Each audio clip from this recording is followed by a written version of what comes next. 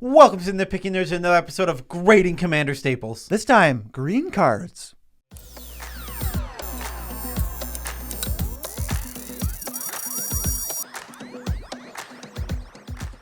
I'm your host, Joe Cherries. I'm your host, Beezy, and that makes us the Nitpicking Nerds, bringing you daily content. As usual, we are approaching 100 days of daily content, so go subscribe to the channel because we're awesome and you like us. Or you can go to the Patreon and support us with dollars because you like us a ton. And if you just want to buy cards you were going to buy anyway, go to the link in the description. It's an affiliate link, so when you start with that and then buy cards, we get a kickback and you don't spend any extra money. Cherries, let's not waste any more of their time. Yes. So let's get right into the video. Today, we're grading more staples. It's green, and I'm going to just be super honest with you.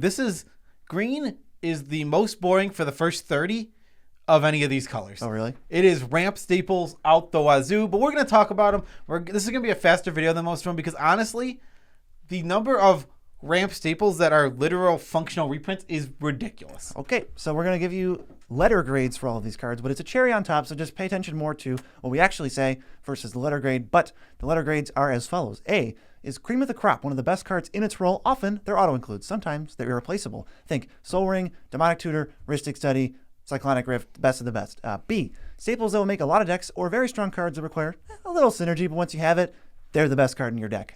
Lightning Greaves, Swan Song, Heroic Intervention, some of those types. C's, cards that are strong, but often replaceable unless they have strong synergy with the deck. Usually, they start getting cut as you make improvements and make your deck more powerful / more synergistic, which is usually the same thing. Cultivate, Terminate, everything we make a short about telling you to cut. D's, cards we aren't going to include in most decks unless the deck has a restriction, like building with the collection, or a heavy theme, or a decent card that's easily outclassed, such as Merciless Eviction or Putrefy. And F's, unplayable, cards we just wouldn't even play for various reasons.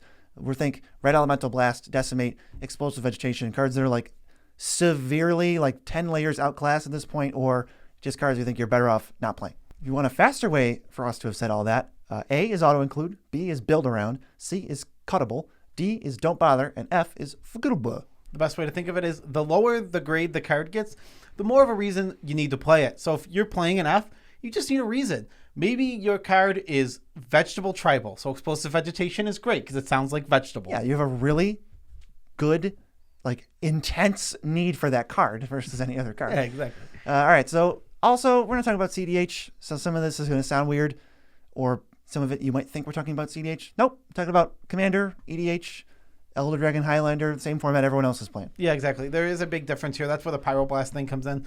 In CDH, Pyroblast very good. In regular EDH, not so much. You can't guarantee you're going to play against red, and we talk about this all the time. We don't want cards that might be dead in situations. There's a card that didn't quite make this, but will make the green Staples Part 2 that is good. I can't wait to get to, and I'll just say it now. It's Veil of Summer. I was going to say that. I can't wait to talk about that card. It's not on here, and I'm sad because I was like, oh, it's on the top 30. It's like 31 or 2. Stay tuned for 6 months from now when we get back to Green Staples Part 2. Now, this is no surprise that the most played green card in Commander, number 1. It's Cultivate. Cultivate is an awesome card. We're going to lump in number 2 because it's Kodama's Reach, a functional reprint that just has what? It's an arcane instead. Did you say it was an awesome card? It is an awesome card. It's a fine card. The thing with Cultivate is, we've talked about this in the past, is that you can synergize with your deck. If you take the time and you start synergizing your ramp spells with your deck, these get cut very easily. Are there decks that want these? Yeah, the ones that care about spell ramp specifically, these are like going to be like your 6th, 7th, 8th slots when you need 10 slots. Yeah, if you're an instant or sorceries matter deck, I'm thinking like Teamer, and you want to like reduce the cost of Cultivate, yeah, that's when it starts having synergy. If you are a creature deck or an enchantment deck, which is like, I think a large percentage of green decks, you could not need this card less. I agree. I agree completely. This is a C. It's very average. Very cuttable. Do not think it's untouchable. Yeah, exactly. I think the problem is, the reason that we have to talk down to it so much is because people have it on such a high pedestal. The card's not bad. The card is good. It's fine. And it will fill its role often very well, but if you're playing a green-based creature deck, which is most green decks, then you just don't need it. Nope. I think that is the perfect way to sum that up. Next, move on to Beast Within, and you can tell Joe Cherry's graded this because he gave it an A-. I think it is an A-. I think these catch-all instant speed removal spells for 3 mana are great. It's your Chaos Warps, it's your Beast Withins, it's your Generous Gifts. I think all these are very, very good cards, and I'm going to play them at almost every turn I can. I would bump you down to a B+. I don't think this card is the best of its ilk or I don't think this card is irreplaceable, and I don't think it's just, I don't think it's that special. It's just an answer. Well, I mean, it's a really good answer. It's a B+. Well, I think what it puts it in like A for me, as a defense of it, is it hits anything. There are not many spells that hit every single type, and the Beast Withins and the Generous Gifts both hit those, and that's what I gave an A- because of the spells that hit literally any permanent type, it's the best of those. I think it's okay. I mean, I'm still on B+. It's very similar to A- anyway, so you know what we think about it. Rampant Growth. These ramp cards, they're going to be going quick, especially the ones that are Cs. This is a C-. There's a lot of good 2-mana ramp. I don't know if they're going to be on here, but 3 Visits and Nature's Lore are way better than Rampant Growth. Like, yep. 2 steps better. Yeah, this card is fine. There's nothing wrong with it, and it'll fill the role fine. I'm going to cut it 90% of the time. Farseek, I'm a little higher on because it gets dual lands at least. I give it a C+. Yeah, same deal. It's the same deal, yeah. The difference between a Farseek and a Rampant Growth is Farseek gets your shock lands, and that's going to be a huge boost for this card to me, as it will fix you a lot better than having to get basics. I think if you're in 2 color, you're just always playing Farseek above Rampant Growth, right? Yeah. And then if you're in 1 color, you're probably not playing Rampant Growth anyway. And then when you're in 3 color, you're probably going to play Farseek over Rampant Growth if it comes up. If you want that 2-mana spell, that's when you're going to play it. Next, Sakura Tribal, the best of the 2-mana ramp spells because it's a creature. Green synergizes with creatures really, really, really well. If you're in a green-black deck that cares about the graveyard at all, this card's great. Anything that cares about the cast of creatures, there's a million things in green that synergize with it, so we just give it a B+. It's just Rampant Growth, but it's a creature, and that changes everything. It just changes everything about the card. It's so crazy. Like, the chump block you get out of it is, I mean, it's not that it's insane to get a chump block. It's that it's a free roll to get a chump block. Yeah. And then on top of that, it's easier to recur and to do more with. Next, we have Eternal Witness. This is a staple of the format, and rightfully so. A-. I mean, it's just this is the creature versus spell thing again. It costs 1 more mana than the regrowth, but the fact is creatures are so much more recurable. They have more triggers, and there's a lot more to do with them. Oh, yeah. Eternal Witness is one of the best cards you could play in green. It's never going to disappoint you, and there's ways to abuse it so that it goes past an A to an A+ range. Yeah, exactly. Like, I'm playing a green-red creature deck. I have draws off of creatures, which is already like a synergy, which is what most green decks are going to play for their draw. Mm-hmm. And I have just a random synergy like Temur Sabertooth. There's always stuff like that. When you build a green deck, there's always those random things that can happen just like that. And it's going to happen by accident. So put Eternal Witness in your deck and see what happy little accidents you can have. Okay, so next, I'm going to lump Llanowar Elves and Birds of Paradise together. They're 1-mana mana dorks, which are really strong. And I think some people underrate how strong they are because they get thoughts in their head about worrying about board wipes and trying to be like, well, if I play 3 mana dorks and then they play Arc Lightning and destroy all 3 of them at once for some reason, then I'm down a bunch of cards. It's like, well, kind of.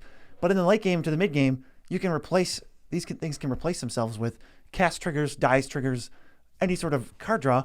And then if you play it on turn 1, you're just way ahead of everybody else. So Llanowar Elves, we got a B+. Birds of Paradise, just better, so it's an A. Yeah, it's pretty much one of the cream of the crops for.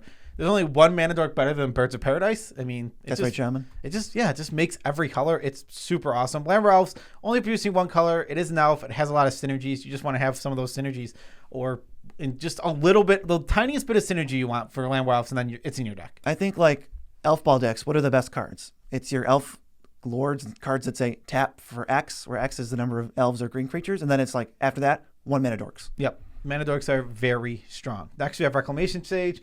This, if you're a creature deck, this is a B.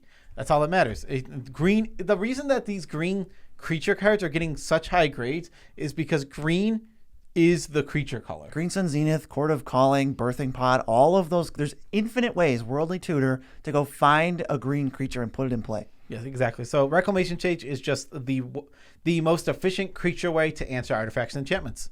I don't even know if that's true. Mass Vandal's looking pretty spicy, but Reclamation Sage is like pretty much. I mean, they're comparable. I think Rec Sage is better, but I understand the mana advantage of the other one. I gotta play more with them, honestly. I just think Mass Vandal is it's a green black card. It's better in green black, but in green decks that aren't going to be playing with their graveyard as much, it can sometimes be a little tougher. I don't know. It depends. If you just have a bunch of creatures like you're going to anyway, like, I'll exile my Sakura Tribelder that I ramped with. I don't need it for anything. We'll see. 11, not that the numbers matter. Heroic Intervention gives all your stuff hexproof and indestructible. I think it's a B, but it's like almost like a cuttable B. The effect is really good, and some decks really are interested in it when they build out wide board states. But it's okay. It's really really okay. It doesn't synergize is the problem. I think his card is good. It protects a lot of things and it does a lot of things. But I think the ultimate thing is it is a little overplayed and overhyped. People are all over this card and want to throw it in decks. Like, basically, they have it as like Teferi's Protection For green, but it's not. But it's not. It's just not the same. You don't want it. I will play Teferi's Protection in almost any white deck. Green, I have to have a heavy reliance on permanence, which green does often. And this card is good in those decks. I have like 2 green decks. I played in one of them. Yeah, unlike Teferi's Protection, this doesn't even protect against some of the best cards in the format. I mean, for the first 3 I go to that we always advocate for is Deluge, Tragic Arrogance, and Cyclonic Rift. And it's like, this doesn't do anything against those. But Teferi's Protection stops all 3 of them. Exactly. As soon as you hit white, if you're a green-white deck, I'm not interested because I'm playing Protection every single time. But ultimately, if I'm in a green deck without white, that's why I'm playing this card because... Like a Gruul? Yeah, exactly. Like a Gruul. I'll play it in even like a green-black deck sometimes, depending on the list. If your green-black deck cares about creatures, I would recommend cutting this every time. Yeah. Okay, so that's fair. It just depends on what your deck... If you're... in a green-black deck, you're not dependent on staying on board because you're going to replay. You just don't care. You're going to replay from your graveyard, so getting wiped isn't a big deal. So yeah, that's the big difference here. Is a deck that like Gruul, like you're saying, where it cares Simic, where it cares about being staying on board. That's where your heroic intervention's good. Even Simic, I just recommend Counterspell instead. You could probably just counter whatever was going to mess you up anyway, and then it'll have way more targets. That's true. Wow. Yeah, that's true. So it's basically going to be it's going to be green. It's going to be Gruul. It's going to be Gruul. So can I move this down to a B-? No. Starting to look a little more fragile there, Heroic Intervention. I mean, I still like it at B. I like it at B because in the decks that it's good in, it's a high performer. Sure. What is next? Well, it's Elvish Mystic. It's a B+. It's the exact same thing as Llanowar Elves, and I have no interest in saying anything else. How about next, Sylvan Library, though? Sylvan Library is a B-. This card is fairly good. And I think it's a little better than me and BZ give it credit for sometimes, but I think it's on that hype train. Oh. It's on the train of cards that people are like, I'm in green, auto-include. Green card draw is great. Unless I am a green, non-creature-based, non-blue deck, which is pretty specific, which is fine, then I want this. That's where I want this. But playing creatures, there's Beast Whisperer, Guardian Project, the Great Henge, and a million. I can't even think of them. But it's too many. There's more of those type of cards. There's a million ways to draw cards in green based on creatures. Dramatic Revelation. Boom. Nailed another one off the top of my head.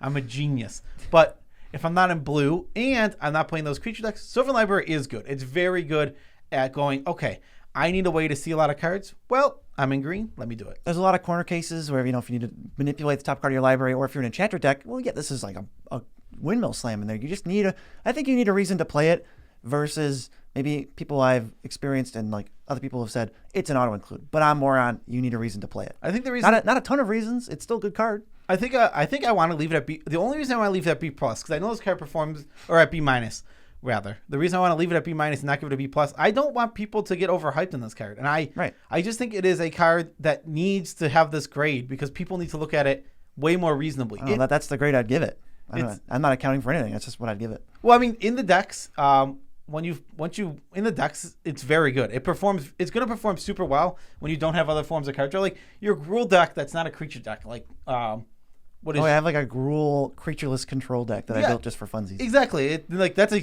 extreme restriction, and that card is good there. Maybe it's more of a C+. Maybe. I mean, you need the synergies. We just don't play it.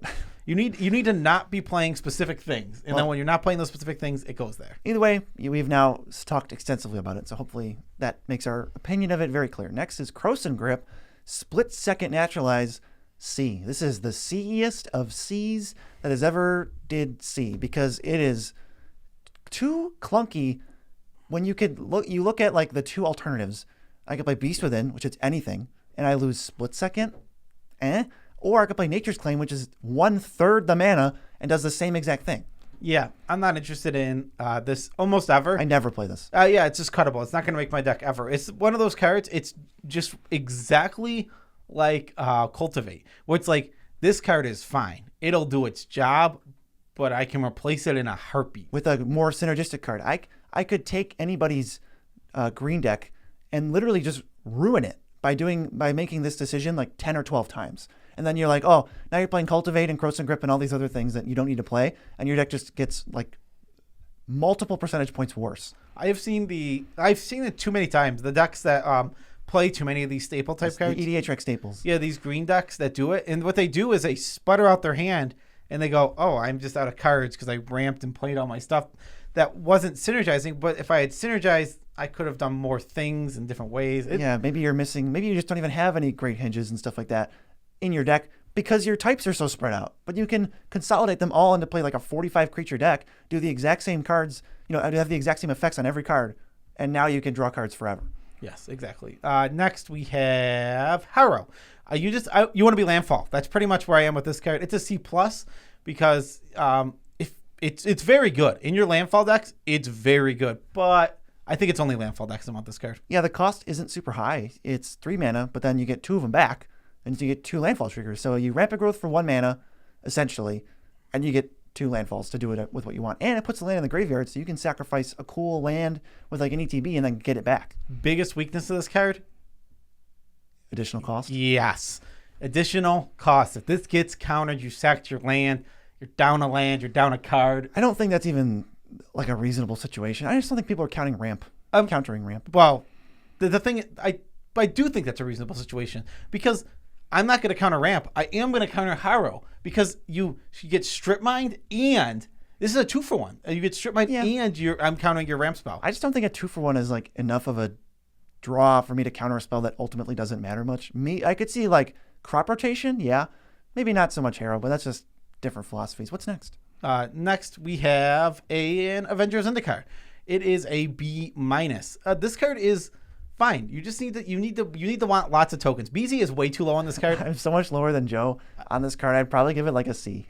I think BZ is way too low on this card. I think it's a B-. I really think this card is really strong. And honestly, you do want synergies, but sometimes this card can just run away with games, especially the lower power you are. As you hit like 7s and 8s, sure, this card's gonna get weaker. But like this card, I've seen it time and time again where it just comes down and sometimes it is the game winner. It finishes games by itself. I am excited to see this in our cube. I think it's like the strongest card in our cube, just the way we built it. I would have to say it's the strongest individual card. A C? Yeah, a C. I think it's a C. It provides, it goes wide. You kind of have to do some work the turn it comes out, or else what am I really waiting for? How many lands are you going to put in play?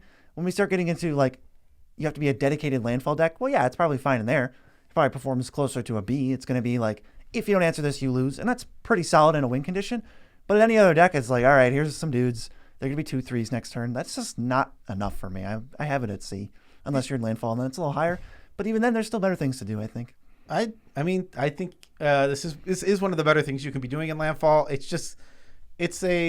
I've played it enough times. It just demands an answer every time where it's like, all right, I have 10 3-3s or 10 2-3s pass, and everyone's always like scrambling for an answer. I don't know if that's because you can get the 2 triggers at once though, and there's spots where 7-mana guy, token trigger on the stack or landfall trigger on the stack, and you just like kill it, and they just have a bunch of plants that do nothing. So I'd be scared of decks that can abuse the plants, like pump them independent of the Avenger, or decks that can put 4 counters on them right away. Yeah. Okay. That's fair. This card's good. Next we have Nature's Claim. It's an A-. Oh, I love Nature's Claim so much. I am like way too high on Nature's Claim. I was meant to say high like a drug. I think the card's really good and it deserves an A. Yeah, I gave it an A-. I think its card is good. Its weakness is it is a spell in green, but it does make up for it by being only 1 mana. Yeah, it's the green swords. I think it's pretty much as good as Swords to Plowshares. I don't tend to notice too much of a power level difference in terms of what you're hitting. Your mana advantage is insane. The life gain never matters, just like both cards. Even on Nature's Claim, life gain might be even less. It's just it really depends on your meta. Hitting creatures in general, usually a little better than hitting artifacts and enchantments, but it can go the opposite way. And in certain metas, hitting your artifacts is going to be better than hitting your creatures. And sometimes when we're talking about all your green decks being like plugged with a bunch of creatures, I'll reserve 1, 2, 3 slots aside for, well, if there's a creature hoser in play, I'm going to need a way to destroy it. So Nature's Claim is like my first inclusion beyond creatures. Yeah, so that's fair. Nature's Claim, A-, solid card. Next, Nature's Lore. This is my favorite 2-mana ramp. Oh, yeah. It gets an untapped forest. It's an A. I'm putting it in almost every single green deck. Yeah, I won't put it in green decks that want critical massive creatures, but outside of that is an absolute auto-include. It finds any forest, so you can just go get Stomping Ground and then put it in play untapped. You spent 1 mana and you ramped. This is amazing. Exactly. You just need the main thing for this is I want to make sure that I have duels. And like I don't mean dual lands as in like the actual duels. Two types. I mean, it's just you go down the list. You start with duels, obviously, but most people don't have duels. Shocks is the next thing. If you don't have shocks, you move to the buddy lands or whatever. The irrigated farmland cycle. The irrigated farmland cycle / the one for if you have 2 basics. Cinderglade cycle. Then there's the triomes and the super budget snow duels that all have types. Yeah, triomes are really good. Triomes are so awesome to get. Like, I am super happy to get a triome every single time with these. Like, okay, I'll get if I'm playing a 3-color deck, I can get all 3 colors potentially if that triome was printed. Yeah, right away. Yeah, sounds pretty good. What's next? Next is Wood Elves. I don't know if this is like better or slightly worse than Sakura Tribe Elder, but this card is amazing. This is always my recommendation to replace Cultivate with when this isn't in your deck. It comes in untapped, so it functions very similarly to Steve. Yeah, it's pretty good. It's a B. Again, the reason that these cards get higher grades is because they are creatures. I'm just going to say that one last time and then move on. Because everything's more useful as a creature. Yeah, exactly. In green. It's like very clear in green. And white and black. And maybe blue and red care about the other things, but those Abzan colors, everything's just better as a creature. If I have any effect, just put it on a creature and I'll probably play it. Yeah, that's fair. Next we have Skyshell Claim. This is just double. It's basically double Nature's Lore. So you staple Nature's Lore to 3 visits, and you got Skyshell Claim, untapped, and it gets non-basics. Yes, you spent 2 mana and you ramped twice. There's no other card that does that. I promise you. So I'm really high on Skyshell Claim. I think it's fair at like a B. It is worse than Nature's Lore and 3 visits, but it's number 3, not close. Yeah, exactly. For the non-creatures, at least. Yeah, for the non-creatures. Yeah, those are the only non-creature ones I really want to play. Seedborn Muse. I gave this a B- because you really need the synergy. You need to be able to spend all of that mana. Yeah, it wasn't too much of a problem because the card was busted, but there was a problem with the Prophet of Krufix, like auto-include. Oops, my deck doesn't do anything with it. I'm low on creatures. This is way more so because you have to have creatures with flash or a way to give them flash and then things to play, whether they be creatures or instants or whatever else. And you're in green. It could just get really weird. I want to make sure I'm taking advantage of this in whatever way. It doesn't matter what I'm doing. As long as I'm able to use the mana it is producing. It produces a ton of extra mana on your opponent's turns. Have tons of ways in your deck to use that. The main, there's a lot of, the main commanders are, Thrasios is a great one because it's a mana sink. You have your crew fixes, you have your Omnath. These cards are perfect for it because you're never wasting the mana. So that's the key. Don't waste your mana on Seedborn Muse and it'll perform like an A+. Yeah. But B- because you need a lot of synergy. You're not necessarily going to it every time. It reminds me of Braid of Fire. It's like, here's a bunch of mana at a weird time. You have to do something with it. Yeah, exactly. Next is Acidic Slime. I give it a D. I'm not interested in it most of the time. Maybe there's some deck that wants this. Yeah, this might be a short we make eventually, but Acidic Slime is right in there with the below Cultivate. I think it's too slow at this point. I'm not interested in a Death Touch body. I'm not interested in paying 5. I don't think you need to, it needs to have Destroy a Land on there, in which case Mass Vandal and Reclamation Stage just outperform it every day of the week. You know what I would add to this card to make it more playable? It can either destroy an artifact, enchantment, land, or when it enters, it can fight a creature. Now, that's a cool card. That's still not even that good. That's probably like a C. I mean, that's pretty good. So 5 mana sorcery speed, you've already lost me on anything that's a 1/1. It's a creature. It's a creature. It would be. I think that card would be good because it would answer anything at that point. I don't know. 5 mana. If it was 5 mana, exile target permanent, I don't think I'd play it. Well, no, nobody would. That card's bad. Yeah, it's a creature. It kind of is. That's the big difference. That's why people play this card. They get trapped, and this one happens to be too expensive for what it does. Yeah, exactly. It is a creature, and you do want the synergies. It is too expensive for what it does. Maybe if it fought. Next, we have Beast Whisperer. It's a B+. This is a great card draw. It's some of your more creature synergies. The reason these cards don't go to A is you do need to play creatures. It's not that hard. It's a small ask. So when we say the lower the grade, the more reason you need to play it. There's not much of a reason you need to play this. You can very easily slot into a lot of decks. Same with Guardian Project, which is worse, but it's an enchantment and it's basically the same thing. So, and it does count flickers as opposed to casts, so they're like on even footing. So they're both B pluses. They're really, really good. Yeah, they both just have different upsides. Beast Whisperer is a creature for your creature deck. Guardian Project, like you said, counts ETB, so you can abuse that in more ways. And on top of that, it's a hard to interact with permanent. Yeah, it won't die to a destroy all creatures effect. And these are the reasons that all of a sudden your Llanowar Elves doesn't matter if it goes away. It just replaces itself for 1 mana. You cantripped, but you got a creature that does something. Exactly. Yeah, there's exactly. You don't have to always rely on ramping your lands because sometimes the late game Fighthorn Elves is going to be better, which is also a B plus. It's the next card. Because they'll draw you a card. And now we don't have to talk about it. You just slipped it right in there. We do not need to talk about it. Up next is Worldly Tutor, B plus. You need creatures. Wow, green needs creatures. Did you know that? This card is fantastic. It's one of the best toolbox tutor spells. Anything you need, you now have. Yeah, pretty simple. I mean, just make sure you have lots. You just need to be a toolbox deck. Oh, that was easy. We're in green. It's always toolbox. It's so easy to do that. Oh, we just replaced all of our poopy cultivates with wood elves. Now I can go tutor for ramp if I need it. Up next, because I don't want to talk about this card much longer, because it's a 1 mana tutor. They're amazing. We talked about Vampiric Tutor, Lightning Tutor, Mystical Tutor now, and Gamble. So that's Worldly Tutor. Yeah, it's really good. You need creatures. Harmonize. I'm on a D. It's a spell, and it's slow. It's fine.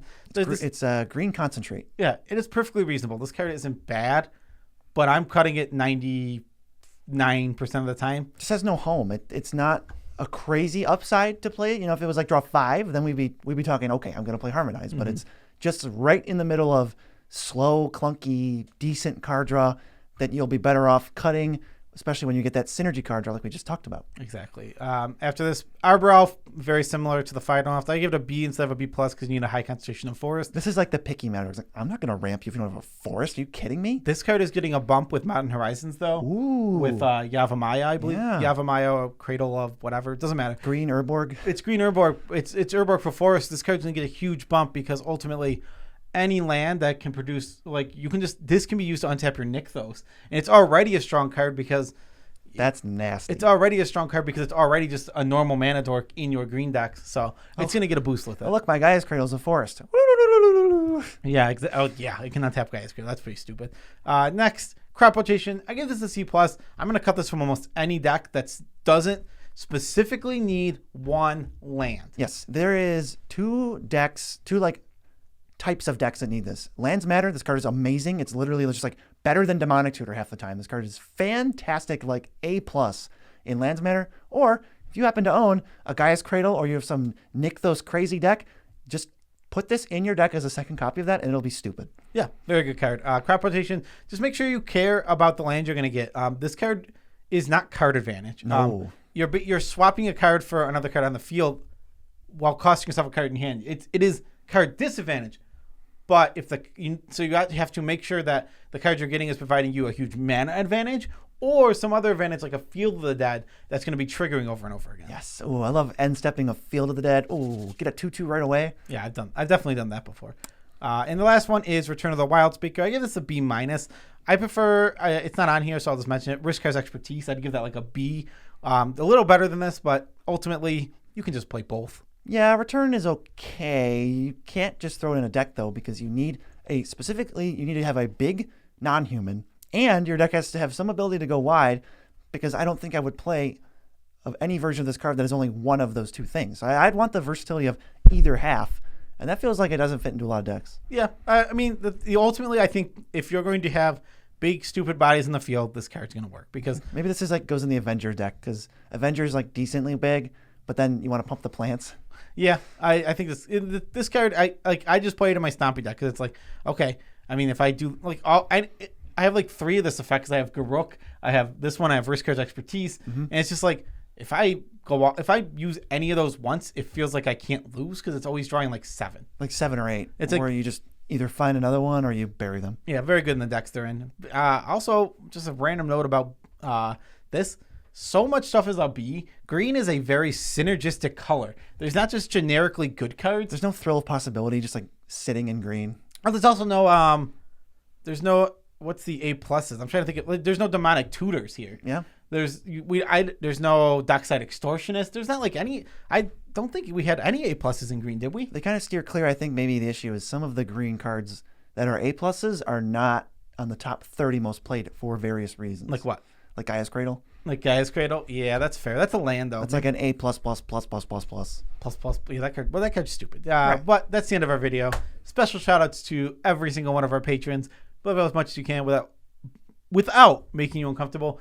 You guys are awesome. Thank you for supporting us. You let us talk about Ramp for a half hour. Yeah, that was great. I love talking about Ramp for a half hour. You can also go to the link in the description, which is a TCG link. They're our buddies. And when you order cards through that link, we get a kickback from TCG, not from you. So you buy cards you were going to buy anyway. From the site, you were going to buy them anyway. But the only difference is you also support the content you love. How is that not amazing? It sounds like the greatest thing I've ever heard of. Me too. Literally greatest of all time. We have a Discord. You can hop in there with like-minded individuals. They are Nitpicking Nerds fans, and they like Magic. There's Deck Help channel. There's tons of things you can do in the server. There's multiple EDH games firing every day, like multiple. All the time. Yep. Tidbit about our life. Your turn. I did the last one, I think. False. You did not. I did. I said something about moving. I did the last one. Because you tried to end it. I know I did the last one for 100% fact. One, because I edit the videos. Yeah. And two, because you were just like, I think that's enough for a tidbit. And I started Because you gave like 7. No. Okay. My tidbit is, I already said that I'm quitting my job, but I'm quitting my job. I'm putting in my 2 weeks tomorrow. So like actual quitting. By tomorrow, he means 2 days ago. 2 days ago, I've already quit my job. You're looking at someone who only has one job, and it's YouTube. Yes, which is awesome. We're moving into a new place, which is super exciting, and I can't stop being hyped about it. Yeah, we have to deep clean it. Send us positive vibes for when we have to clean a house. Send us sponges. Send us sponges and positive vibes. Don't actually send us sponges. We do not need sponges. We can afford sponges. They are $1. They are very cheap, yes. But that is our video, and that is our tidbit. Peace out, Tribe Scout.